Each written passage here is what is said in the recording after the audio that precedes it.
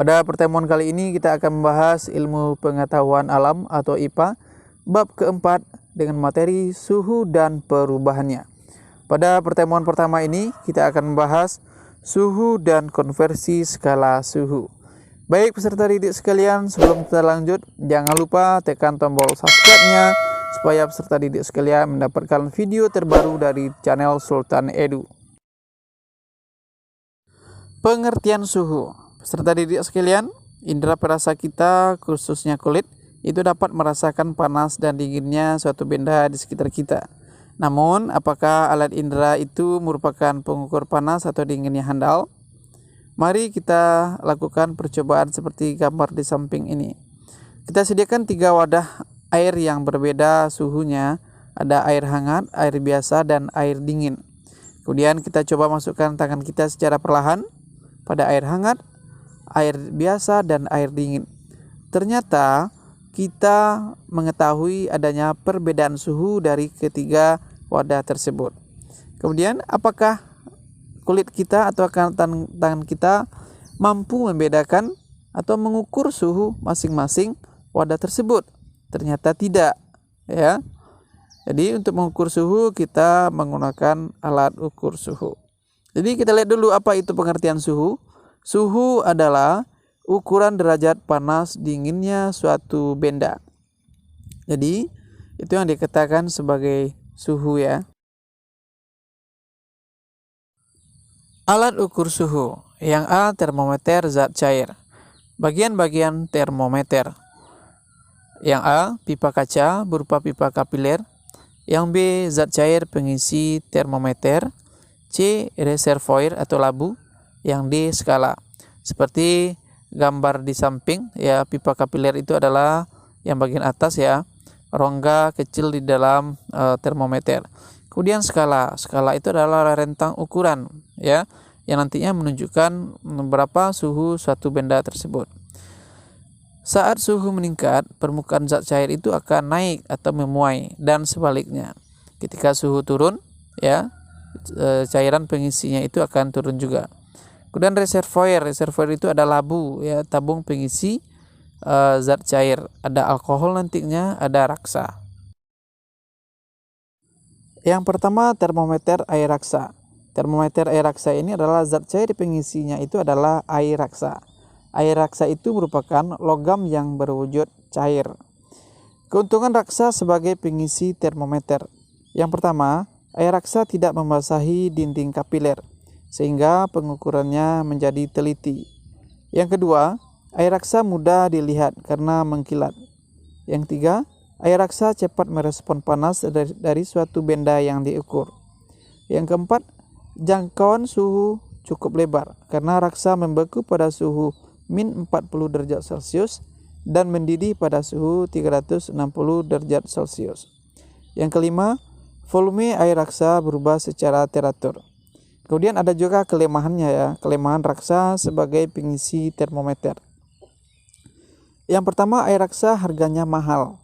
Yang kedua, air raksa tidak dapat digunakan untuk mengukur suhu yang sangat rendah karena raksa membeku pada min 40 derajat Celcius.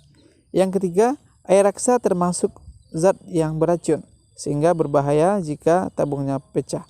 Jadi kalau kita menggunakan termometer air raksa ini, peserta didik sekalian harus hati-hati dalam penggunaannya.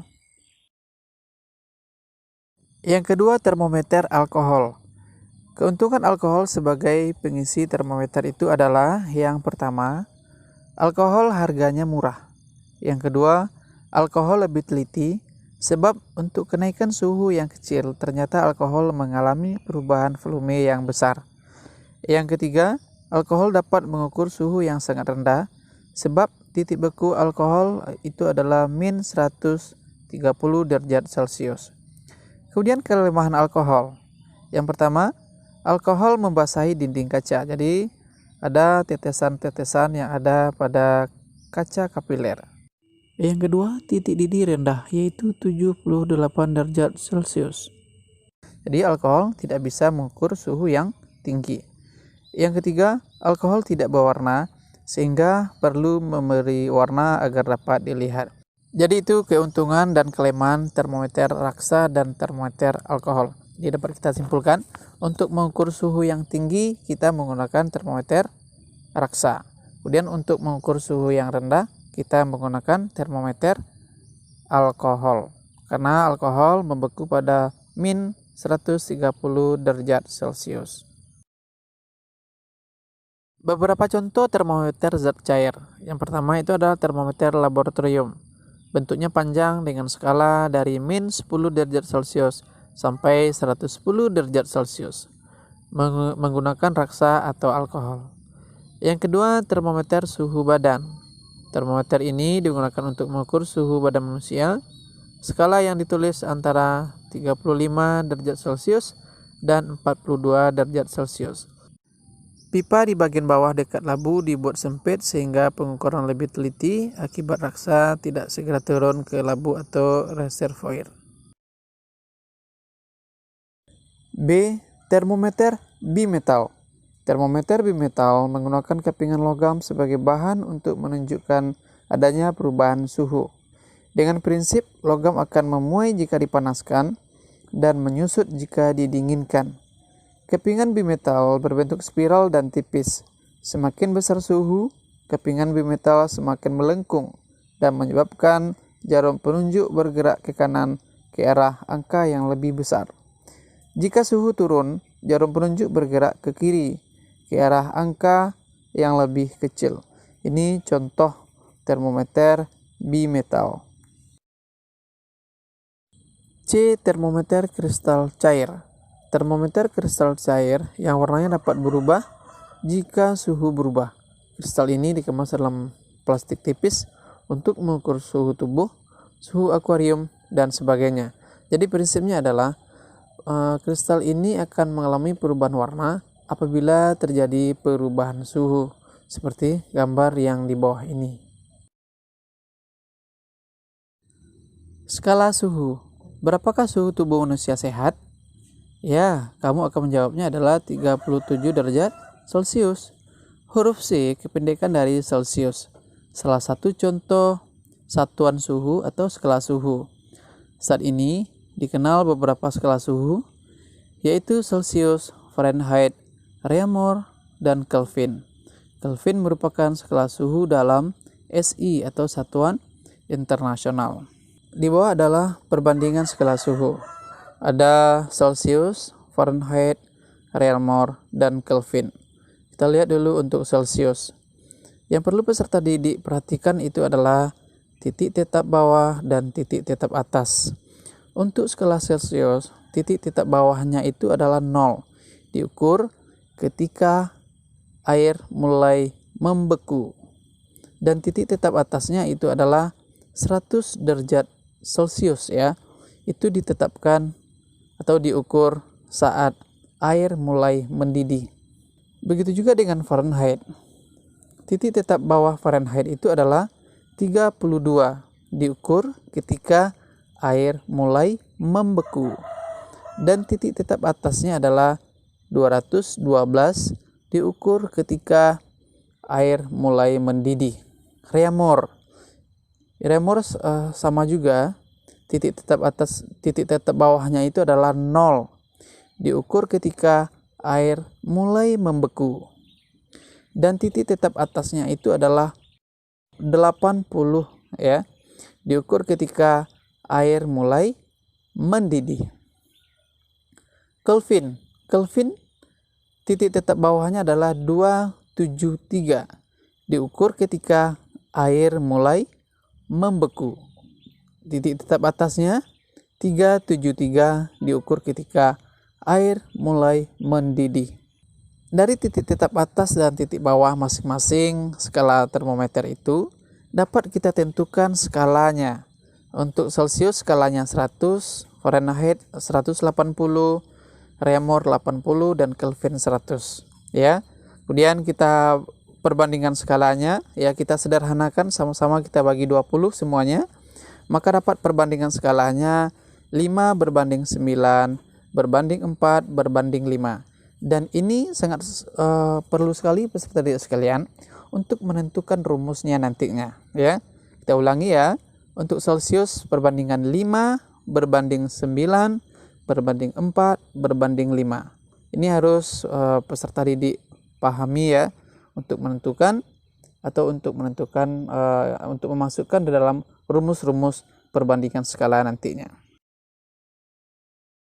Berdasarkan perbandingan skala antara Celsius, Fahrenheit, Reaumur, dan Kelvin tadi, maka kita peroleh rumus-rumus sebagai berikut. Yang pertama, untuk membandingkan antara Celsius dengan Reaumur. Bandingannya adalah 5 berbanding 4. Untuk TC berarti untuk suhu pada C, ini berarti kita merubah dari Reaumur ke Celsius. Maka untuk TC-nya 5/4 TR. Ini artinya kita merubah dari Reaumur ke Celsius atau TR ya, untuk menentukan suhu Reaumurnya 45 TC. Ini berarti kita merubah suhu dari Celsius ke Reaumur.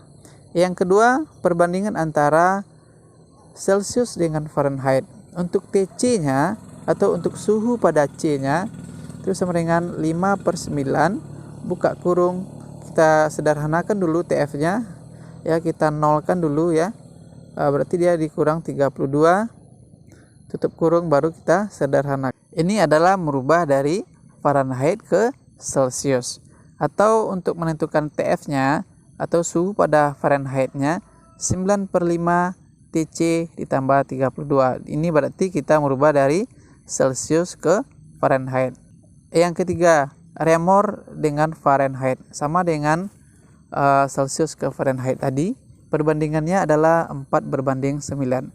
Untuk TR atau suhu pada R itu adalah 4/9 buka kurung, kita sederhanakan Fahrenheit-nya, kita kurang 32 baru kita kali 4/9 buka kurung TF kurang 32. Ini berarti kita merubah dari Fahrenheit ke Reaumur. Atau untuk TF-nya atau suhu pada Fahrenheit itu adalah 94 dikali dengan TR tambah 32. Ini berarti kita merubah dari Reaumur ke Fahrenheit. Kemudian yang keempat, Celsius ke Kelvin. Karena perbandingannya 5 berbanding 5, itu berarti 1/1, maka tidak ditulis ya.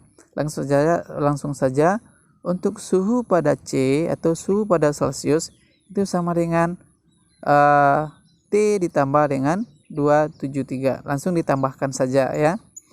Atau sebaliknya untuk Kelvin sama dengan T kurang 273 derajat Celsius. Ini berarti kita merubah dari Celsius ke Kelvin. Semoga peserta didik sekalian memahami rumus-rumus ini. Dari mana rumus ini didapat? Itu dari perbandingan skalanya tadi antara Celsius, Fahrenheit, Reaumur, dan Kelvin. Info sains. Derajat Celsius pertama kali diperkenalkan oleh Anders Celsius, salah satu ahli astronomi Swedia, pada tahun 1742. Awalnya 0 derajat itu merupakan suhu saat air mendidih dan 100 derajat Celsius adalah suhu saat air membeku. Kemudian dirubah 0 derajat itu air yang membeku dan 100 derajat Celsius itu air yang mendidih. Itulah sekilas info sains buat peserta didik sekalian. Sekian dulu ya pertemuan pertama ini. Kita lanjut pertemuan kedua nantinya yang akan membahas permuaian dan kalor.